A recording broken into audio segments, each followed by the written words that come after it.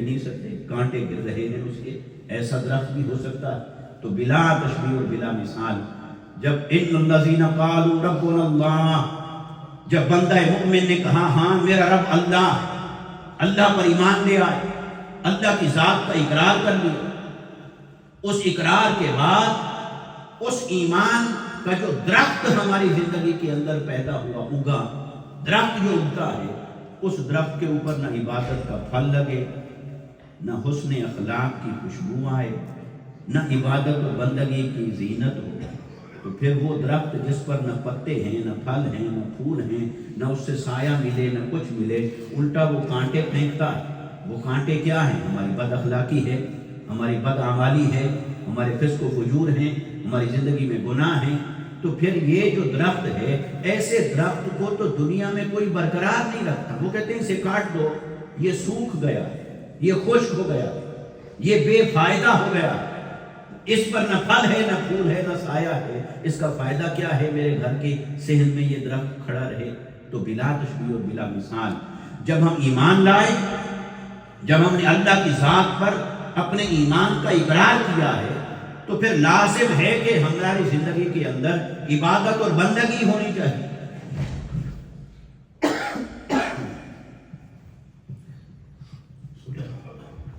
پھر لازم ہے کہ ہماری زندگی کے اندر سجدہ ہونا چاہیے، رکوع ہونا چاہیے، قیام ہونا چاہیے، تسبیح ہونی چاہیے۔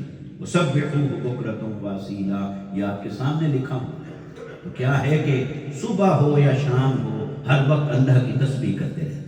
مومن کی شان یہ ہے، وہ اٹھتے بیٹھتے اللہ تعالیٰ کی حمد و ثنا کرتا ہے، وہ اللہ کی عبادت و بندگی کرتا ہے۔ اور یہ جو عبادت لازمی ہے ایمان لانے کے، تعلق بندگی کے اندر عبادت لازم ہے۔ اور عبادت کے پھر دو درجے بنتے ہیں، ایک عبادت فرض ہے اور ایک عبادت نفل ہے۔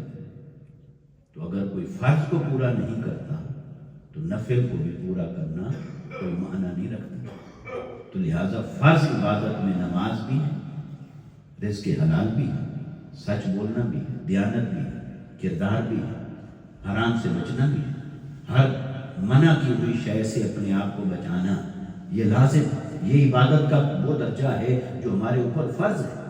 اس کے بعد دوسرا درجہ ہے نفلی عبادت۔ تو نفلی عبادت، نماز بھی نفلی ہے، روزہ بھی نفلی ہے، صدقہ و خیرات بھی نفلی ہے، اوراد و وظائف بھی ہیں، قرآن مجید کی تلاوت بھی ہے، عبادت و بندگی بھی۔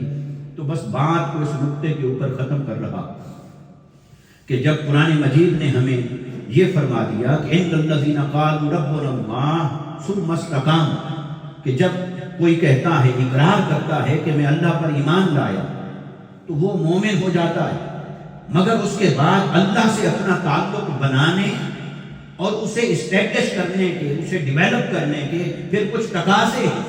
وہ تقاضے کیا ہیں؟ سب سے پہلا تقاضا تو یہ ہے کہ وہ ہر حال میں اللہ کی اطاعت اور فرمانبرداری کرے۔ دوسرا تقاضا یہ ہے کہ وہ اکیلا ہے یا مجمع عام میں ہے، ہر حال میں اللہ کا حیا قائم رکھے۔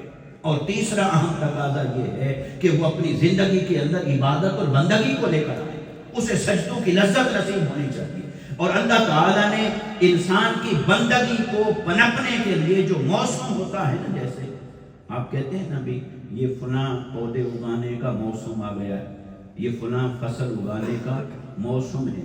پھر اگر آپ یہ جو پودے اور ان کے ماہرین ہوتے ہیں، اگر آپ ان سے پوچھیں تو وہ کہتے ہیں کہ اس کو ڈیلی پانی کب لگانا ہے، پانی لگانے کا بھی وقت ہے۔ اگر گرمی کا موسم ہے اور دھوپ کے وقت میں آپ نے پانی لگا دیا ہے، وہ اس کے لیے مفید نہیں ہے۔ تو پانی لگانے کا بھی وقت ہے کہ جب اس کو فائدہ دے۔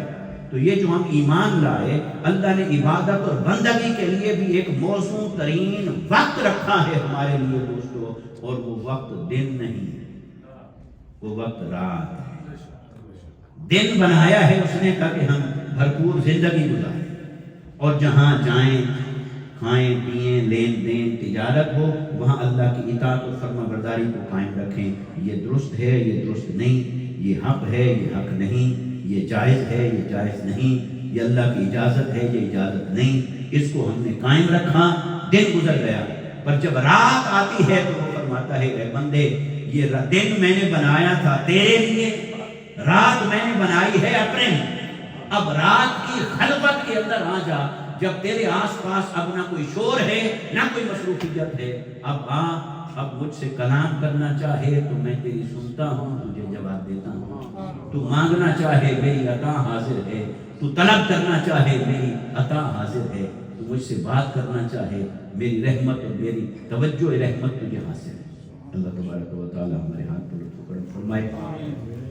میں نے پچھلے جمعہ مبارک پہ عرض کیا تھا، تو ہم انشاءاللہ یہاں پر جو تعلیمی نظام پہلے سے الحمدللہ چل رہا ہے، یہ نہیں ہے کہ میرے آنے سے شروع ہوا ہے یا میرے آنے سے شروع ہو رہا ہے۔ الحمدللہ ہمارے جو علماء کرام موجود ہیں، ہماری بہنیں بھی اور نوجوان بھی ہیں جو یہاں پڑھنے اور پڑھانے کے اندر مصروف عمل ہیں، مگر ان کلاسز کو بھی ہم اثر نو دیکھ رہے ہیں، جہاں انہیں تھوڑا بہت گروم کرنا ہے، بہتر کرنا ہے، وہ کر رہے ہیں۔ اور جو نئی کلاسز ہیں وہ انشاءاللہ 26 اکتوبر سے ہم شروع کر رہے ہیں، اور اس میں درس نظامی بھی ہے، اور درس نظامی کے علاوہ اس میں تفسیر کی کلاس ہے، حدیث کی کلاس ہے، فہم دین کی کلاس ہے۔ اس میں ہر عمر کے افراد کے لیے بھی ایک کلاس بنائی ہے فہم دین، اور نوجوانوں کے لیے بھی خاص طور پر ایک کلاس رکھی ہے، اور خواتین کے لیے بھی اسی طرح انشاءاللہ ایک کلاس پہلے بھی چل رہی ہیں، مگر ہم الگ سے کلاسیں ہم شروع کر رہے ہیں۔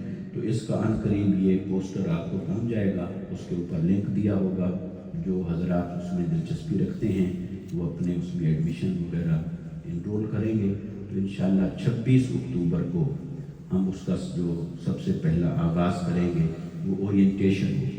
تو جتنے لوگ ایڈمیشن کے لیے اپلائی کریں گے، اس لنک کو فل اپ کر کے داخلہ لیں گے، تو 26 اکتوبر کو صبح 10 بجے سیٹرڈے صبح ہم ان کو پھر بریفنگ دیں گے تمام کورسز کی، سلیبس کی، اور پھر انشاءاللہ اگلے ویک سے کلاسیں شروع ہو جائیں گے۔